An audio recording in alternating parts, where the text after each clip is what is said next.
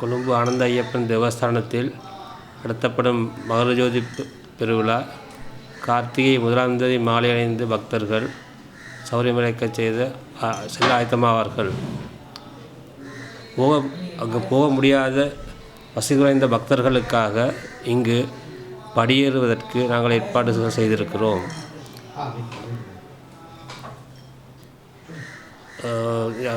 41 நாள் விரதம் மண்டல பூஜை பூர்த்தி அன்று முடிவடையும்.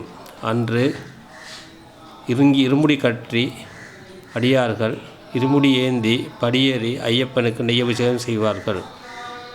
இம்முறை மண்டல பூஜை 26ஆம் தேதி மார்கழி மாதம் 26 டிசம்பர் 26ஆம் தேதி வருகின்றது. அன்று காலை 7 மணிக்கு ஐயப்பனுக்கு நெய் அபிஷேகம் நடைபெறும். அதைத் தொடர்ந்து 1ஆம் தேதி ஜனவரி 1ஆம் தேதி இருமுடி கட்டி அடியார்கள் படியேறுவார்கள்.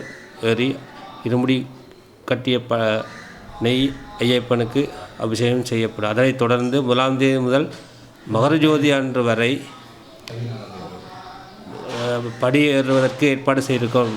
இம்முறை அடியார்கள் பக்தர்கள் நிறைந்து காணப்படுவதால் அவர்களுக்கு நெரிசல்கள் ஏற்படாமல் வசதியாக அபிஷேகத்தை நடத்துவதற்கு மகரஜோதி வரை படி திறந்திருக்கும்.